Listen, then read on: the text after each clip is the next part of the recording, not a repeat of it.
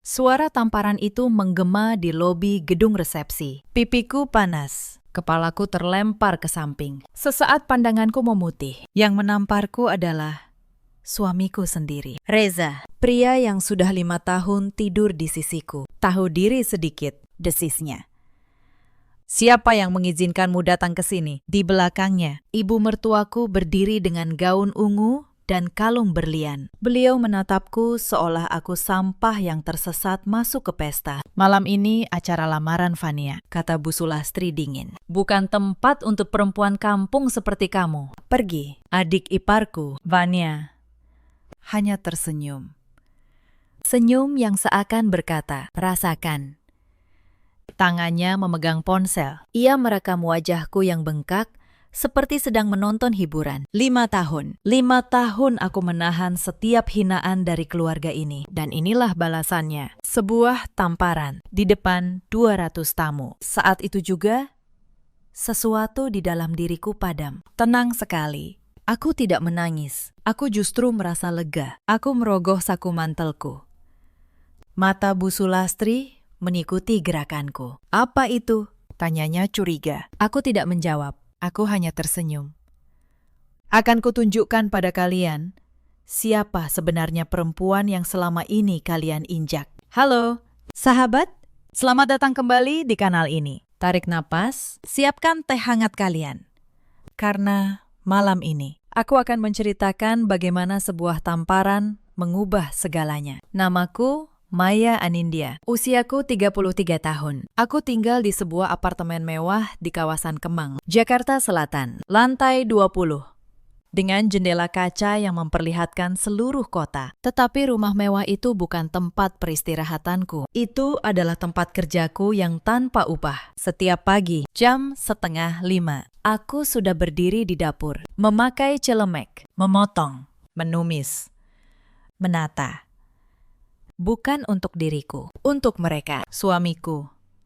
Reza Pratama, 37 tahun. Dulu manis, sekarang hanya bayangan ibunya. Ibu mertuaku, Bu Sulastri, 60 tahun. Ratu kecil di rumah yang bukan miliknya. Dan adik iparku, Vania, 29 tahun. Calon pengantin yang merasa seluruh dunia berutang padanya. Di rumah ini, aku bukan menantu, aku adalah pembantu tanpa gaji, sekaligus tempat membuang segala kekesalan mereka. Itulah peranku selama 5 tahun. Biar ku ceritakan sedikit, seperti apa hariku. Pukul 4:30, alarm di ponselku berbunyi pelan, agar tidak membangunkan Reza. Aku bangun, mencuci muka, dan langsung ke dapur. 1,5 jam pertama untuk menyiapkan sarapan, bukan sarapan biasa. Bu Sulastri menuntut hidangan seperti di restoran. Jika kopinya kurang panas, beliau akan mengembalikannya. Jika telurnya sedikit terlalu matang, beliau akan mengomel sepanjang pagi. Setelah sarapan, aku mencuci semua piring, mengepel dapur, lalu bergegas mandi dan berangkat ke klinik.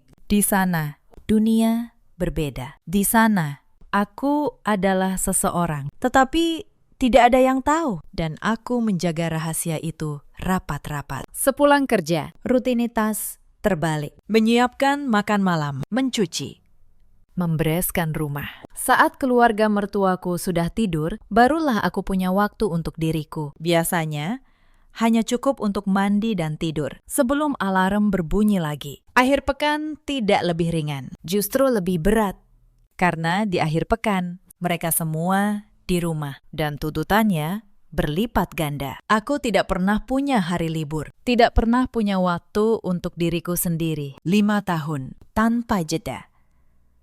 Kadang, saat mencuci piring tengah malam, aku bertanya pada bayanganku di jendela, Maya, kapan kamu menjadi seperti ini? Perempuan yang dulu punya mimpi, kini hanya mesin yang melayani orang-orang yang bahkan tidak menganggapnya manusia. Tetapi, setiap pagi aku bangun lagi dan mengulang semuanya. Mungkin itulah yang paling menyedihkan. Bukan beban kerjanya, tetapi betapa aku membiarkan diriku percaya bahwa suatu hari semua ini akan dibalas dengan cinta. Pagi itu, seperti biasa, aku menyiapkan sarapan untuk 4 orang, tetapi lauknya harus 10 macam. Nasi uduk, ayam goreng lengkuas, tempe orek, telur balado, sambal goreng ati, dan masih banyak lagi. Jika satu saja kurang, Bu Sulastri akan menghela napas panjang, seolah aku telah melakukan dosa besar. Aku meletakkan piring terakhir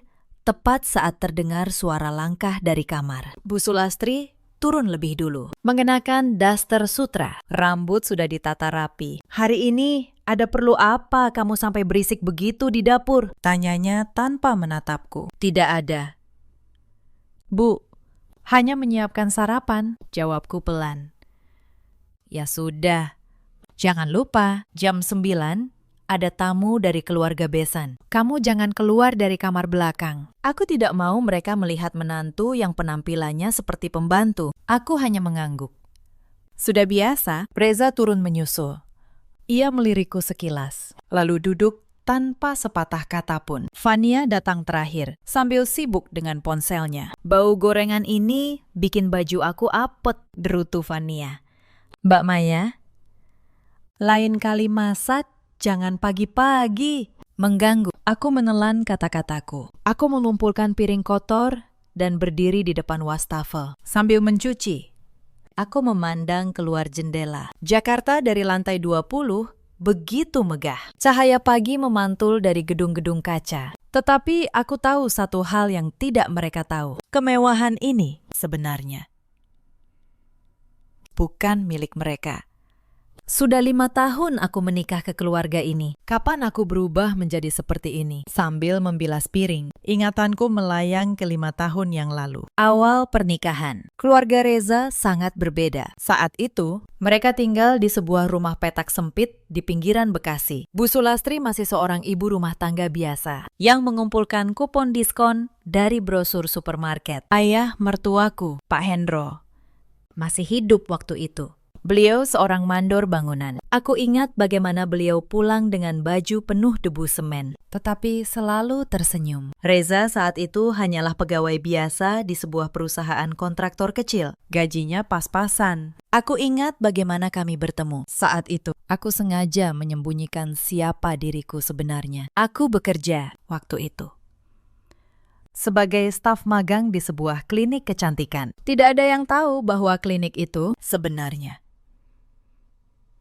milikku.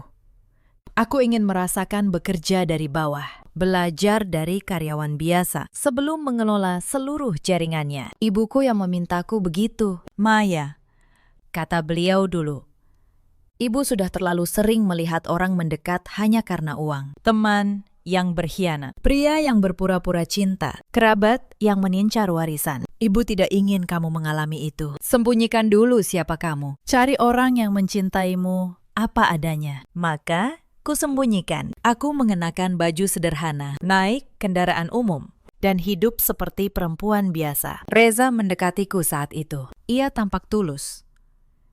Ia membawakan makan siang, menungguku pulang kerja, mendengarkan ceritaku. Aku percaya aku telah menemukan pria yang mencintaiku, bukan hartaku. Aku menikahinya tanpa pernah memberitahu siapa keluargaku. Ibuku hadir di pernikahan, berpakaian sederhana, dan Bu Sulastri menyapanya sekilas. Lalu berkata, "Oh, dari kampung." Ya, dan berlalu begitu saja. Saat itu, aku memilih diam. Aku pikir, biarlah.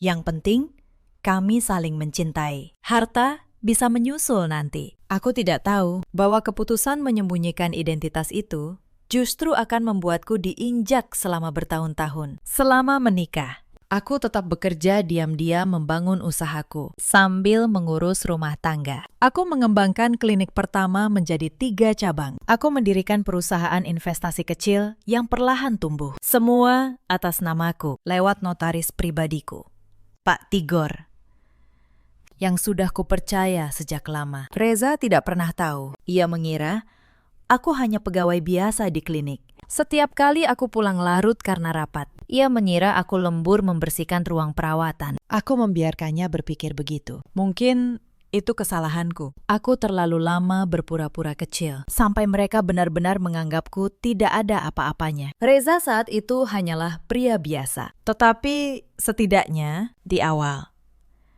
ia masih punya sopan santun. Namun semuanya berubah 2 tahun lalu. Mereka memang tidak pernah hangat padaku. Hubungan kami dingin sejak awal. Tetapi setidaknya dulu mereka tidak terang-terangan menghinaku. Aku menghibur diri. Seiring waktu, pikirku, kami pasti akan menjadi lebih dekat. Reza pun begitu. Sifat manisnya saat pacaran cepat memudar setelah menikah. Tetapi setidaknya ia masih bertanya, "Sudah makan?"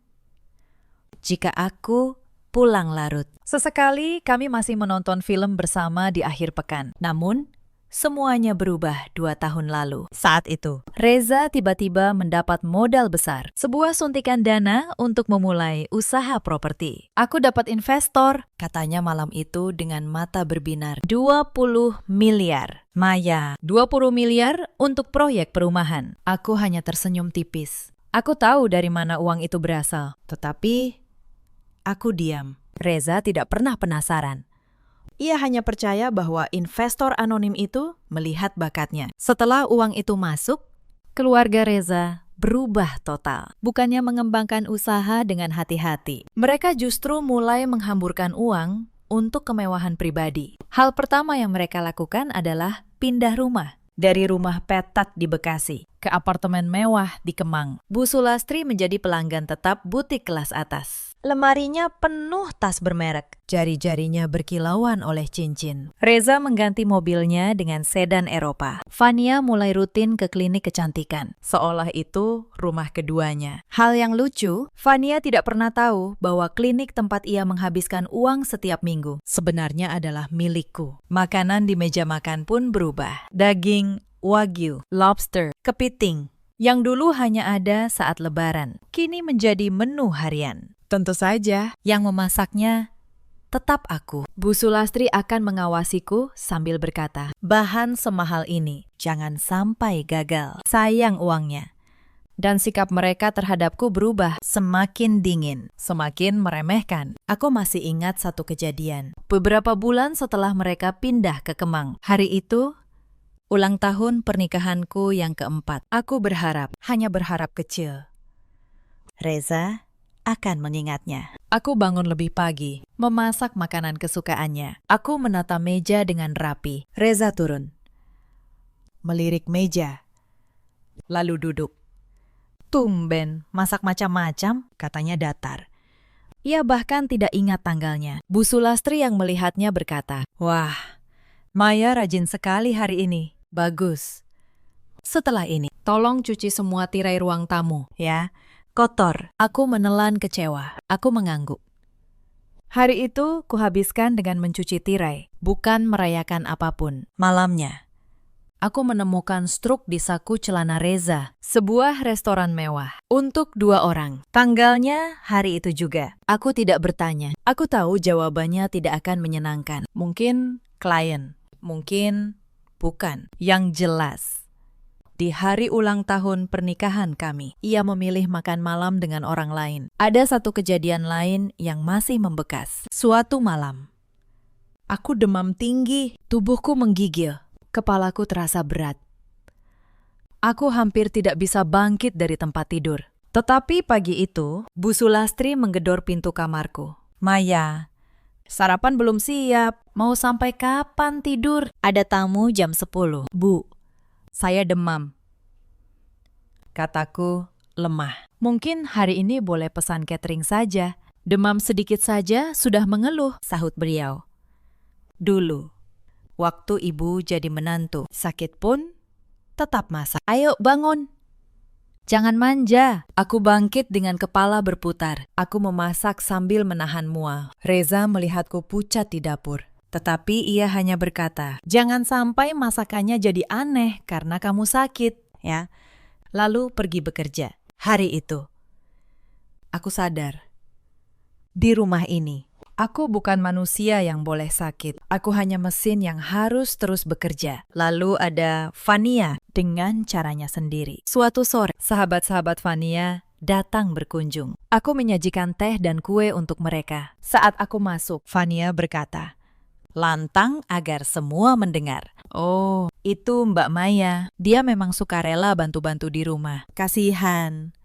Keluarganya dari kampung, jadi kami tampung di sini. Teman-temannya menatapku dengan iba bercampur jijik. Aku hanya meletakkan nampan, lalu undur diri. Aku bukan ditampung. Aku menikah ke keluarga ini dengan sah. Tetapi di mata Vania, aku tak lebih dari objek belas kasihan yang bisa ia pamerkan untuk merasa lebih tinggi. Suatu kali, ia bahkan menyuruhku berdiri di luar ruang tamu saat ada tamu penting. Mbak Maya tunggu di dapur saja, ya. Nanti kalau dipanggil, baru masuk. Jangan sampai kelihatan tamu. Aku menunggu di dapur, seperti pelayan yang menunggu lonceng, selama hampir 2 jam. Dan suamiku selalu menjadi penonton. Tidak pernah sekalipun ia berdiri membelaku. Setiap kali aku mencoba bicara dengannya berdua, jawabannya selalu sama. Sudah, Maya, jangan dibesar-besarkan. Kita ini sedang butuh nama baik keluarga. Kamu mengalah sedikit. Kenapa? Mengalah. Selalu aku yang harus mengalah. Aku pernah bertanya pada diriku, kenapa aku bertahan? Mungkin masih ada sisa harapan bodoh, bahwa suatu hari mereka akan melihat ketulusanku. Atau mungkin aku hanya belum siap mengakui bahwa pernikahan yang kujalani selama 5 tahun ini adalah sebuah kegagalan. Tetapi semakin lama, harapan itu semakin tipis. Dan mereka, tanpa sadar, terus menggerusnya dengan tangan mereka sendiri. Maya, panggil Bu Sulastri suatu malam. Kamu masih mau sampai kapan kerja mengurus klinik kecil itu? Saya akan terus bekerja, Bu. Jawabku. Ya ampun, menantu dari keluarga yang punya proyek miliaran. Masih repot-repot kerja. Memalukan. Ibu sampai malu cerita ke arisan. Carilah kegiatan yang pantas dengan status keluarga ini. Aku tidak menjawab. Apapun anggapan beliau tentang pekerjaanku, aku merasa tidak perlu meluruskannya. Kalaupun kujelaskan, beliau tidak akan percaya. Reza, ia tidak berkomentar sama sekali. Ia hanya menonton istrinya dihina sambil mengganti saluran televisi. Seolah itu bukan urusannya. Sejak hari itu, perlakuan mereka semakin buruk. Suatu pagi, mobilku hilang dari tempat parkir. Aku panik, mengira dicuri. Ternyata Reza yang mengambilnya. Mobil Eropaku sedang di bengkel, katanya santai saat pulang.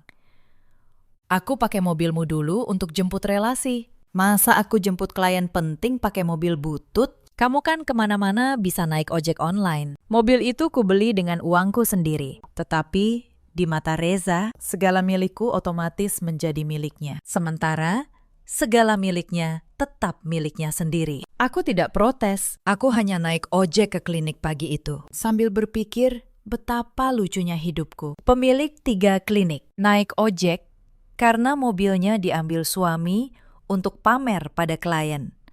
Tak lama setelah itu, datang tagihan kartu kredit. Banyak, ternyata telah menggunakan kartu kredit tambahan yang dulu kubuat atas namaku untuk Reza. Entah bagaimana, kartu itu sampai ke tangan Vania. Tagihannya membengkak. Puluhan juta untuk tas, sepatu, dan perawatan kecantikan. Saat aku menanyakannya, Bu Sulastri yang menjawab, "Oh, itu Vania kan adik iparmu. Sesama keluarga. Masa hitung-hitungan soal uang segitu? Kamu kan kerja, bayar saja.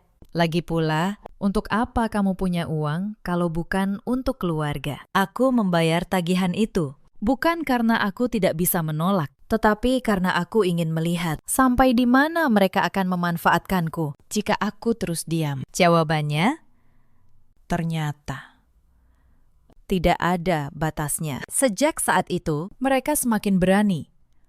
Bu Sulastri mulai memanggilku dengan, "Hai, kamu. Buatkan kopi, antar baju ke laundry, bersihkan teras." Seolah memanggil pembantu yang ia gaji. Kadang aku bingung, apakah aku ini menantu atau karyawan di rumah ini. Vania lebih parah. Ia menghela napas setiap kali aku lewat di ruang keluarga. Astaga, baju itu lagi, sindirnya. Sudah berapa tahun sih? Mbak, kita ini punya citra keluarga. Tolong, kalau keluar, dandan sedikit. Apa kata calon keluarga besarku nanti kalau lihat kakak iparku begini? Suatu kali, ia sengaja menelpon temannya di depanku. Iya, kakak iparku memang agak gimana gitu. Ya, mau bagaimana lagi? Level keluarganya beda. Dan Reza, seperti biasa, hanya menjadi penonton. Sudah, kamu sabar saja, katanya kalau aku mengeluh. Mama memang begitu orangnya. Jangan diambil hati. Di antara aku dan keluarganya, Reza selalu memihak keluarganya. Atau lebih tepatnya, ia tidak punya keberanian memihak siapapun. Ia hanya menutup mata dan telinga. Aku pernah bertanya pada diriku, kenapa aku bertahan? Mungkin masih ada sisa harapan bodoh bahwa suatu hari mereka akan melihat ketulusanku. Persiapan-persiapan kecil mulai berdatangan jauh sebelum lamaran resmi. Bu Sulastri memutuskan keluarga harus tampil makin mewah. Ia mulai menjual perhiasan lamanya dan membeli yang lebih besar. Ia juga mendesak Reza membeli mobil baru lagi supaya tidak malu saat menjemput keluarga calon besan. Suatu malam, aku tidak sengaja mendengar mereka berbicara di ruang tamu. Reza, tabungan kita masih cukup, kan? Untuk semua ini, tanya Bu Sulastri. Cukup, Bu, jawab Reza. Lagi pula ada tabungan bersama aku dan Maya. Itu kan juga uang keluarga. Aku terhenyak. Tabungan bersama itu hampir seluruhnya berasal dari penghasilanku. Reza menganggapnya uang yang bisa ia pakai sesuka hati. Aku tidak protes malam itu. Aku hanya mencatatnya dalam hati. Satu lagi, beberapa hari kemudian, Fania datang ke kamarku tanpa mengetuk. Ia membawa setumpuk undangan. Mbak Maya, tolong tulis tangan alamat di amplop-amplop ini, ya. Tulisan Mbak rapi. Anggap saja kontribusi Mbak untuk pernikahanku, katanya. Lalu pergi begitu saja. 500 amplop. Aku menghabiskan 3 malam menulisi alamat, sementara mereka tidur nyenyak. Saat selesai, tidak ada satupun ucapan terima kasih. Lalu ada urusan baju. Bu Sulastri memesan kebaya seragam untuk keluarga inti, untuk dirinya, untuk Reza, untuk Fania, tetapi tidak untukku. Saat aku bertanya, beliau menjawab enteng. Oh, kamu. Kamu kan tidak perlu. Kamu nanti bantu-bantu di belakang saja. Pakai baju biasa juga tidak apa-apa. Aku mengerti pesannya. Di mata mereka, aku bukan bagian dari keluarga inti. Aku bagian dari panitia, pelayan. Puncaknya datang seminggu sebelum lamaran. Suatu pagi, saat aku membereskan kamar Reza, sebuah map terjatuh dari lemarinya. Isinya dokumen perencanaan keuangan pesta. Aku tidak berniat membacanya, tetapi satu baris menarik perhatianku. Di sana tertulis, rencana mereka memakai dana proyek perumahan untuk menutup biaya pesta yang membengkak. Dana proyek, dana yang berdiri di atas modal dan tanahku. Mereka tidak hanya menguras tabungan bersama. Mereka berniat memakai uang yang tanpa mereka sadari sebenarnya milikku untuk memestakan keangkuhan mereka sendiri. Aku menutup map itu, meletakkannya kembali persis seperti semula. Tanganku tenang. Anehnya, aku tidak lagi marah. Aku hanya merasa segala sesuatunya menjadi semakin jelas. Malam itu, aku menelpon Pak Tigor untuk pertama kalinya dalam urusan ini. Hanya untuk memastikan semua dokumen asli masih tersimpan aman. Beliau mengonfirmasi, semuanya lengkap.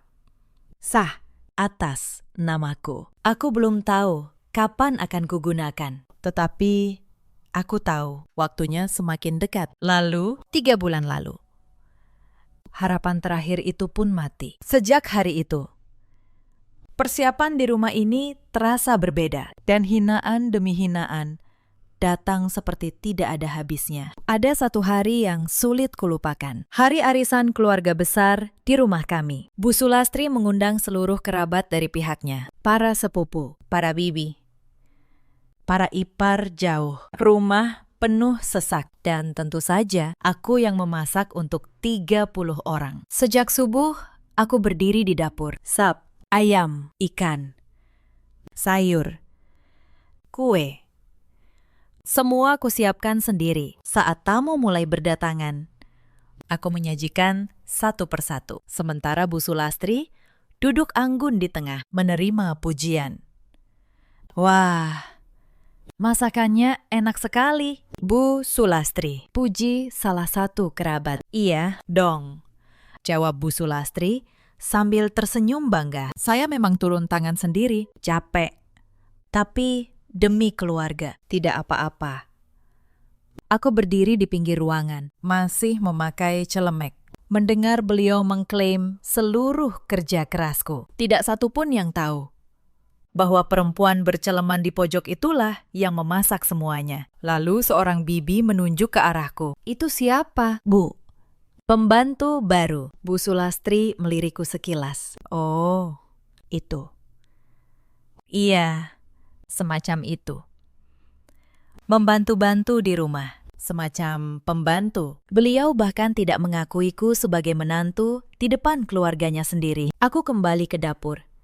Dan untuk pertama kalinya dalam waktu lama, aku menangis dalam diam. Bukan karena lelah memasak, tetapi karena di rumah yang kuurus setiap hari. Aku bahkan tidak punya nama. Kejadian lain terjadi sebulan setelahnya. Klinik utamaku memenangkan penghargaan sebagai klinik kecantikan terbaik versi sebuah majalah gaya hidup. Tentu saja, namaku tidak disebut sebagai pemilik di publik. Hanya manajemen yang tahu. Malam itu, kebetulan, Fania membicarakan klinik itu di meja makan. Bu, klinik yang aku langganan itu menang penghargaan. Loh, hebat. Ya, pemiliknya pasti kaya raya banget. Tentu saja, sahut Bu Sulastri. Orang seperti itu kelasnya beda. Bukan seperti menantu kita yang cuma jadi pegawai di klinik kecil entah di mana. Beliau menatapku saat mengatakan itu. Aku hanya menunduk, menyuap nasi, menahan senyum getir. Aku adalah pemilik klinik yang baru saja mereka puji setinggi langit. Dan di meja makan yang sama, mereka menghinaku sebagai pegawai rendahan. Ironi yang nyaris membuatku tertawa. Setelah malam itu, aku mulai berpikir, mungkin sudah waktunya semua kepura-puraan ini berakhir. Tetapi aku menunggu. Aku ingin mereka menunjukkan sejauh mana mereka berani melangkah. Dan mereka, tanpa ku minta, terus melangkah semakin jauh. Malam itu, aku pulang lebih awal dari klinik. Kepala klinik cabang Pondok Indah meneleponku, melaporkan omzet bulanan. Aku ingin segera mandi. Tetapi saat aku membuka pintu, aku mendengar percakapan dari ruang kerja Reza. Bu, sertifikat tanah proyek itu atas nama siapa sekarang? Suara Reza. Sudah. Jangan khawatir, jawab Bu Sulastri. Yang penting, kita kuasai dulu fisiknya. Soal nama, nanti kita urus. Yang jelas, jangan sampai si Maya tahu apa-apa. Aku terdiam di balik pintu. Jantungku berdebar. Maya tidak akan curiga. Bu, lanjut Reza. Dia itu bodoh soal uang. Yang penting, dana untuk lamaran Fania sudah aman, kan? Aman, aku sudah ambil dari tabungan bersama kalian. 500 juta. Untuk lamaran dan pesta pernikahan, Fania harus mewah. Tidak boleh kalah dari keluarga calon besan. Aku menahan napas. Tabungan bersama itu, sebagian besar berasal dari gajiku selama bertahun-tahun. Mereka menguras tabungan itu, tanpa sepatah kata pun padaku. Untuk pesta adik iparku, malam itu, aku tidak tidur. Aku berbaring memandang langit-langit, sementara Reza mendengkur di sisiku. Keesokan paginya, mereka berlaku seolah tidak terjadi apa-apa. Sejak hari itu, persiapan lamaran Fania menjadi pusat dunia di rumah ini. Bu Sulastri menyewa perencana pesta. Fania memesan gaun dari perancang ternama. Reza memesan gedung resepsi paling mahal di Jakarta. Dan aku, seperti biasa, hanya menonton dari pinggir, sambil menyiapkan kopi untuk para tamu yang datang membahas pesta. Suatu sore, perencana pesta itu bertanya padaku, mengira aku pembantu. Mbak, tolong fotokopi daftar tamu ini, ya. Aku menerimanya tanpa berkata apa-apa. Bu Sulastri yang melihatnya hanya tertawa kecil. Iya, suruh saja dia. Dia memang biasa kerja begituan. Fania menambahkan, untung Mbak Maya rajin. Cocok jadi panitia konsumsi nanti. Mereka tertawa. Aku hanya tersenyum tipis, lalu pergi ke dapur. Lalu, 2 minggu sebelum lamaran, datang pukulan berikutnya. Malam itu, setelah makan malam. Bu Sulastri tiba-tiba mematikan televisi. Suasananya berbeda dari biasanya. Maya, katanya. Soal lamaran Fania minggu depan. Iya. Bu, kamu tidak usah datang. Aku menatapnya. Maksud ibu, kamu jangan datang ke acara lamaran. Dan jangan masuk kerja hari itu juga. Suaranya semakin dingin. Di acara lamaran nanti, ada banyak relasi bisnis. Ada keluarga calon besan yang terpandang. Kalau mereka tahu menantu kami penampilannya seperti pembantu, di mana muka ibu nanti? Aku menggigit bibir. Tapi, Bu, aku ini keluarga. Aku. Sudah. Jangan banyak alasan, potong beliau sambil melambaikan tangan. Jujur saja, kamu tidak cocok dengan keluarga ini. Keluarga yang sedang naik daun seperti kami. Punya menantu yang sibuk ngurus klinik kecil. Memalukan. Fania ikut menimpali. Betul, Bu. Kalau Mbak Maya datang, canggung sekali.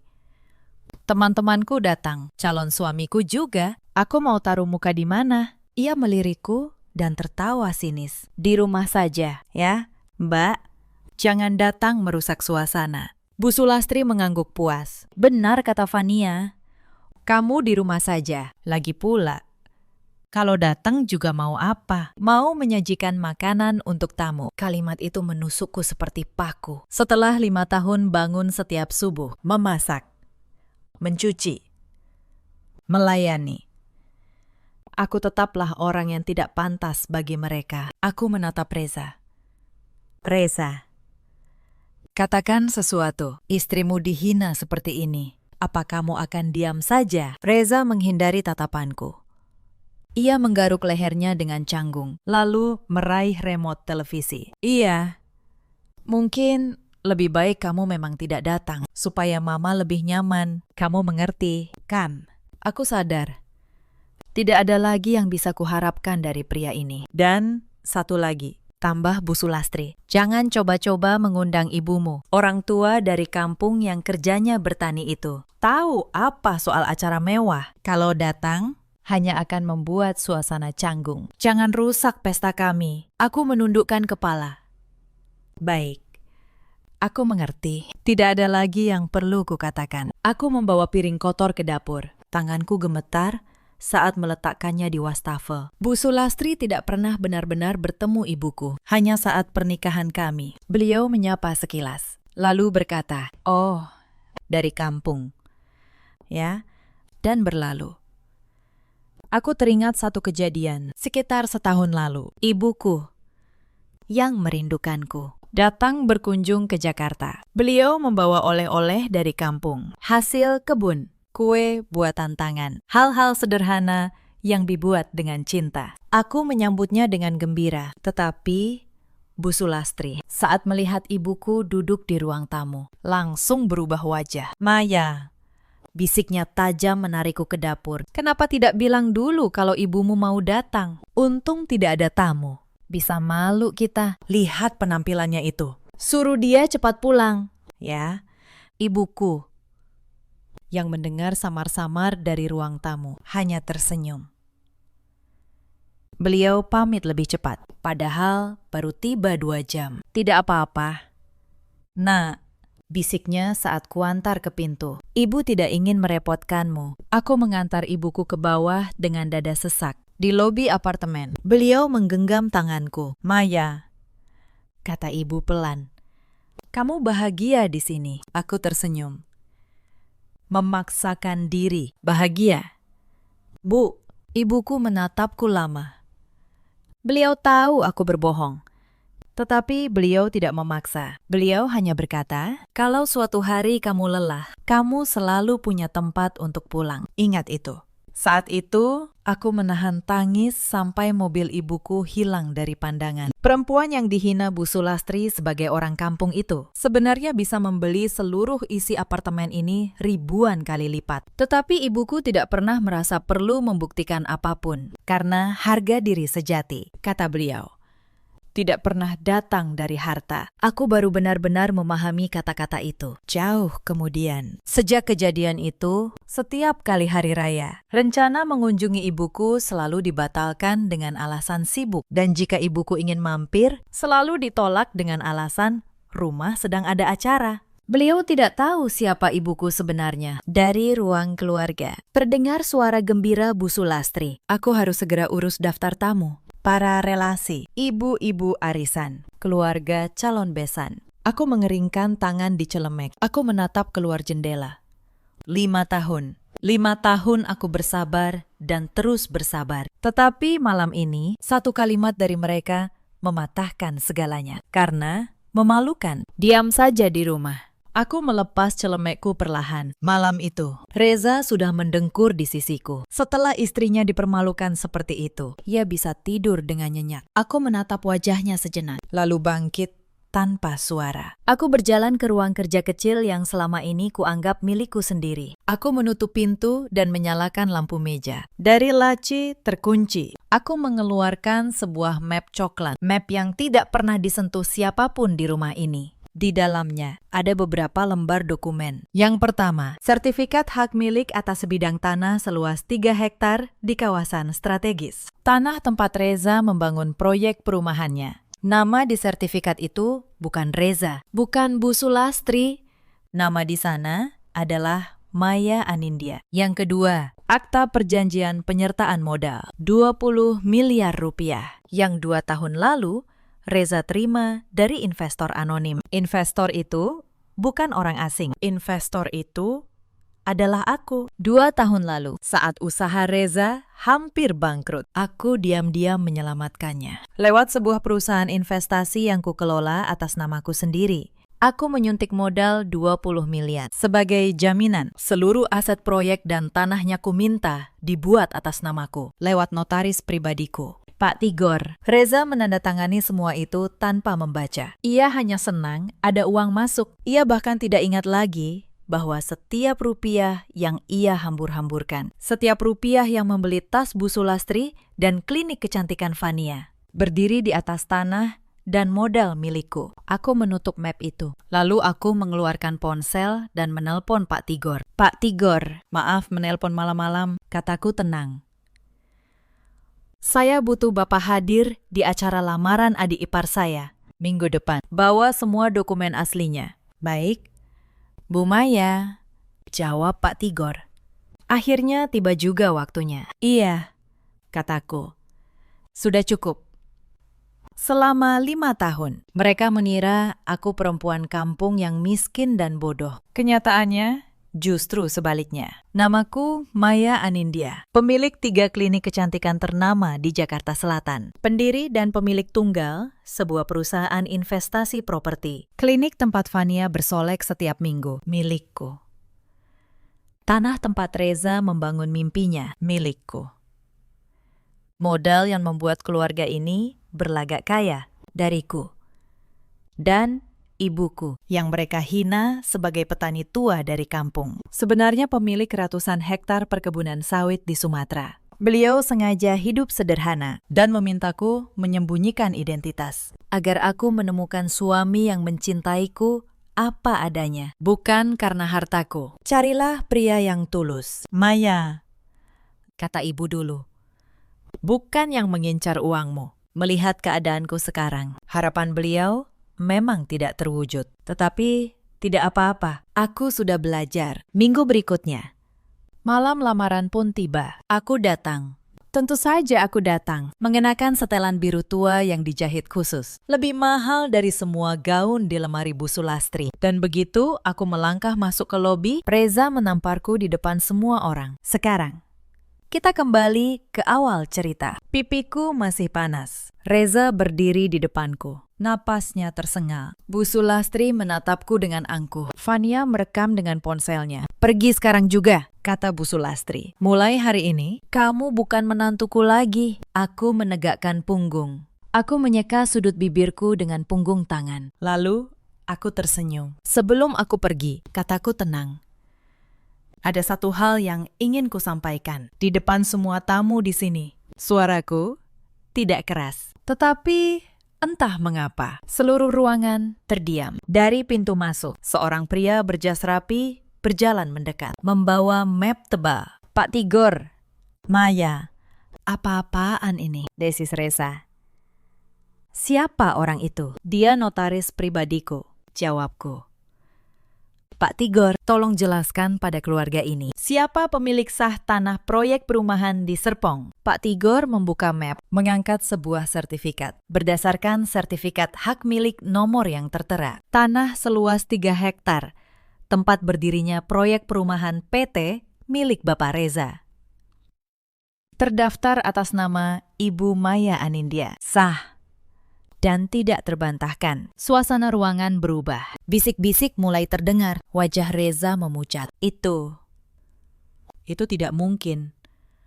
Tanah itu aku yang beli. Kamu tidak membelinya, Reza, kataku. Kamu hampir bangkrut 2 tahun lalu. Aku yang menyuntik 20 miliar untuk menyelamatkanmu. Lewat perusahaan investasiku. Dengan jaminan tanah dan seluruh aset proyek atas namaku. Kamu menandatanganinya sendiri. Tanpa membaca, Bu Sulastri terhuyung. Kalung berliannya bergetar. Bohong. Kamu cuma menantu yang kerja di klinik kecil. Klinik kecil. Aku menoleh pada Vania. Vania, klinik kecantikan di Pondok Indah. Tempat kamu perawatan setiap minggu. Yang selalu memberimu diskon khusus keluarga pemilik. Pernahkah kamu bertanya siapa pemiliknya? Vania membeku. Ponsel di tangannya hampir terjatuh. 3 klinik itu milikku, kataku. Termasuk yang kamu kunjungi. Selama ini, kamu menghabiskan uang di tempat yang kumiliki. Sambil menghinaku di rumah. Ruangan itu benar-benar senyap sekarang. Para tamu. Keluarga calon besan Vania. Semua menatap dengan mulut ternyanga. Bu Sulastri masih mencoba bertahan. Beliau bangkit. Suaranya gemetar. Ini pasti rekayasa. Maya, kamu pikir bisa mempermalukan keluarga ini dengan dokumen palsu? Pak Tigor menatap beliau dengan tenang. Ibu, dokumen ini terdaftar resmi di Badan Pertanahan Nasional. Bisa dicek kapan saja. Saya notaris yang menanganinya sendiri. Jika ibu ingin, silakan panggil pihak berwenang untuk memverifikasi. Tetapi, saya jamin hasilnya sama. Bu Sulastri terdiam. Beliau memandang Reza, mencari pegangan. Tetapi Reza hanya berdiri membatu, tidak mampu mengeluarkan sepatah kata pun. Salah satu kerabat yang dulu menyebutku pembantu baru di acara arisan, kini menunduk. Tidak berani menatapku. Aku berjalan perlahan ke tengah ruangan. Setiap mataku menyapu, setiap kepala menunduk. Selama 5 tahun, kataku. Suaraku tenang. Tetapi terdengar jelas di seluruh ruangan. Aku bangun setiap subuh, memasak 10 macam lauk, mencuci, membersihkan, melayani. Aku menelan setiap hinaan kalian dengan harapan bodoh bahwa suatu hari kalian akan menerimaku sebagai keluarga. Aku berhenti, menatap Bu Sulastri. Tetapi malam ini kalian mengajariku satu hal, bahwa bagi kalian, manusia hanya berharga sebesar isi dompetnya. Maka, baiklah. Mari kita bicara soal dompet. Aku berbalik pada Reza. Proyek perumahanmu berdiri di atas tanahku. Modalnya dariku. Apartemen tempat kalian tinggal, ku beli atas namaku. Dan kuizinkan kalian tempati. Mobil, perhiasan. Gaya hidup yang kalian banggakan. Semua bertumpu pada sesuatu yang sebenarnya milikku. Reza akhirnya bersuara, lemah. Maya, kenapa? Kenapa kamu diam saja selama ini? Kenapa tidak bilang dari awal? Aku menatapnya lama, karena aku ingin tahu, apakah kalian akan tetap menghinaku? Bahkan saat aku tidak melawan. Dan jawabannya sudah kudapat malam ini. Lewat tamparanmu. Calon suami Vania, pria muda dari keluarga terpandang itu, melangkah mundur selangkah. Wajahnya berubah. Dan satu hal lagi. Lanjutku. Ibuku. Perempuan yang kalian hina sebagai petani tua dari kampung. Beliau adalah pemilik ratusan hektar perkebunan di Sumatera. Kalian bahkan tidak pantas duduk semeja dengannya. Bu Sulastri jatuh terduduk di kursi. Reza berdiri membantu. Mulutnya membuka dan menutup tanpa suara. Mulai besok, kataku pada Reza, kamu dan keluargamu harus mengosongkan apartemen di Kemang. Sertifikatnya juga atas namaku. Proyek perumahan itu akan kuambil alih sepenuhnya, sesuai akta yang kamu tanda tangani. Pengacaraku akan menghubungimu soal sisanya. Aku menyerahkan amplop putih pada Reza. Surat gugatan cerai sudah kusiapkan sejak seminggu lalu. Kamu menamparku di depan 200 orang, kataku pelan. Terima kasih. Kamu baru saja menghapus rasa bersalah terakhir yang kupunya. Aku berbalik. Para tamu membelah, memberiku jalan. Tidak ada lagi yang berani menatapku seperti tadi. Di belakangku, ku dengar suara Fania menangis dan suara calon besannya yang dingin. Acara ini kami batalkan. Maaf, aku terus melangkah keluar dari lobi itu menuju mobil yang sudah menunggu. Tetapi cerita malam itu belum sepenuhnya selesai. Saat aku hampir mencapai pintu keluar, ku dengar langkah tergesa di belakangku. Reza. Maya. Tunggu, katanya. Suaranya berubah total. Tidak ada lagi nada angkuh. Maya, kita bisa bicarakan ini baik-baik. Kan?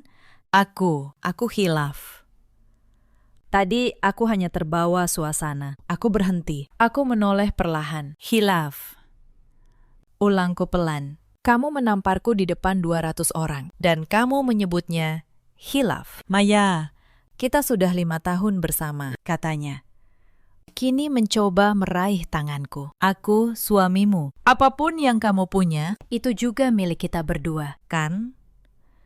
Kita keluarga. Aku menarik tanganku. Aku menatapnya. Dan untuk pertama kalinya dalam 5 tahun, aku tidak merasakan apa-apa. Tadi, di lobi itu, kataku, saat kamu mengira aku tidak punya apa-apa, kamu menamparku dan menyebutku perempuan kampung. Sekarang, setelah tahu semua ini milikku, tiba-tiba aku jadi keluargamu lagi. Aku rasa itu sudah cukup menjelaskan siapa kamu sebenarnya. Reza terdiam, wajahnya memucat. Pengacaraku akan menghubungimu, kataku. Selamat tinggal, Reza. Dari kejauhan, kulihat Bu Sulastri masih terduduk, dikelilingi tamu yang mulai berbisik dan beranjak pergi. Ia yang tadi begitu angkuh, kini tampak seperti perempuan tua yang kehilangan arah. Fania menangis di sudut, sementara calon suaminya sudah pergi bersama keluarganya tanpa pamit. Aku tidak merasa menang. Aku hanya merasa lega. Beban yang kupanggul selama 5 tahun. Akhirnya, kuletakkan.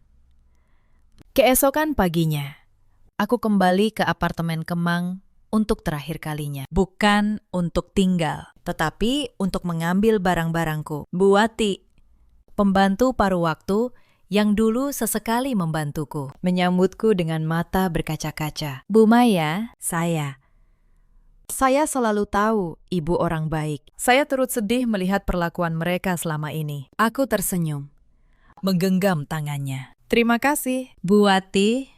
Mulai bulan depan, kalau ibu mau, ada posisi di salah satu klinikku. Gaji layak, jam kerja jelas. Mata Bu Wati berkaca-kaca. Ia mengangguk berkali-kali. Aku berjalan ke kamar yang selama 5 tahun kutinggali. Aku tidak membawa banyak, hanya beberapa baju, beberapa buku, dan map coklat berisi dokumen yang telah mengubah segalanya. Aku berhenti sejenak di ambang pintu, memandang ruangan itu. Tempat aku menelan begitu banyak air mata. Tempat aku berpura-pura kecil, sampai hampir lupa siapa diriku. Lalu aku menutup pintu dan tidak pernah menoleh lagi. 3 bulan berlalu. Sore itu, aku duduk di teras lantai atas salah satu klinikku, ditemani ibuku, Bu Suryani. Kami menyesap teh hangat, memandang kota Jakarta yang mulai dihiasi cahaya senja. Maya, kata ibu sambil menyodorkan ponselnya. Sudah lihat berita? Aku membaca layar itu. Sebuah judul terpampang. Pemilik perusahaan properti ditahan atas dugaan penggelapan dana proyek. Dari modal yang masuk, sebagian besar terbukti digunakan untuk kepentingan pribadi. Reza akhirnya ditahan. Setelah aku menarik seluruh modal dan mengambil alih tanah. Proyek perumahannya runtuh. Para pembeli yang sudah menyetor menuntutnya. Dan saat diaudit, ketahuan bahwa uang proyek banyak yang mengalir ke gaya hidup keluarganya. "Ibu mertuamu bagaimana?" tanya ibu. "Katanya dikejar penagih utang," jawabku. Apartemen Kemang sudah dikosongkan. Sekarang beliau pindah-pindah di kamar kontrakan. Ibu menyesap tehnya, yang dulu begitu angkuh dengan kalung berliannya. Seharusnya aku merasa kasihan, tetapi anehnya tidak ada perasaan apapun. "Vanya, pertunangannya batal," kataku. Keluarga calon suaminya mundur malam itu juga. Sekarang katanya ia tinggal bersama ibunya di kontrakan. Ibu tertawa kecil. "Dan Reza, begitu tahu kamu tidak punya apa-apa, dia rela menamparmu. Begitu tahu semua ini milikmu, dia pasti menyesal setengah mati. Mungkin," kataku. Tapi aku tidak peduli lagi. Aku memandang keluar jendela. 5 tahun lalu, aku ingin diakui oleh mereka. Aku ingin menjadi menantu yang baik. Aku percaya jika aku berusaha, suatu hari aku akan diterima sebagai keluarga. Tetapi itu hanya ilusiku bagi mereka. Sejak awal, aku bukan keluarga. Aku hanyalah orang yang bisa dimanfaatkan. "Menyesal?" tanya ibu. "Tidak." Aku menggeleng. "Sama sekali tidak." Ibu tersenyum. Wajah putri ibu akhirnya terlihat cerah. Dulu selalu murung dan lelah. Sekarang sorot matamu berbeda. Aku memang tidak pernah bercermin. Tetapi sepertinya perkataan ibu benar. Akhir-akhir ini, bangun pagi terasa membahagiakan. Tidak perlu bangun subuh untuk memasak. Tidak ada lagi orang yang harus kujaga perasaannya. "Surat cerai sudah beres?" tanya ibu. "Sudah. Minggu lalu selesai." Aku mengangkat cangkir tehku. Aromanya hangat menyapa hidungku. "Sekarang, rencanamu apa?" tanya ibu. Aku memandang ke arah klinik dan gedung-gedung yang kumiliki. Aku akan terus bekerja. Masih banyak yang harus kukerjakan. Tapi kali ini untuk diriku sendiri. Ibu menggenggam tanganku. Itu baru putri ibu. Para sahabat yang menonton sampai di sini. Cerita ini mengajarkan satu hal sederhana. Jangan pernah menilai seseorang dari penampilan luarnya. Dan jangan pernah menginjak orang yang berdiri diam hanya karena ia memilih bersabar. Ada banyak perempuan di luar sana yang seperti Maya dulu. Bangun setiap subuh, melayani keluarga yang tidak pernah menghargainya, menelan hinaan demi sebuah harapan yang bahkan tidak pernah dibalas. Mengira bahwa kesabaran akan dibayar dengan pengakuan. Ada juga banyak suami seperti Reza yang diam saat istrinya dihina, yang lebih takut pada ibunya daripada peduli pada pasangannya, yang baru menyadari nilai seseorang setelah kehilangan segalanya. Dan ada pula para ibu mertua seperti Bu Sulastri yang menilai manusia dari isi dompet, yang lupa bahwa kesombongan selalu punya harga yang harus dibayar. Dalam hidup, kita selalu punya pilihan. Bersabar bukan berarti lemah, tetapi tahu kapan harus berhenti bersabar. Itulah keberanian yang sesungguhnya. Kalau kalian punya kisah serupa, ceritakan di kolom komentar. Bagikan video ini pada siapapun yang mungkin membutuhkannya. Terima kasih sudah menemani sampai akhir. Sampai jumpa di cerita berikutnya.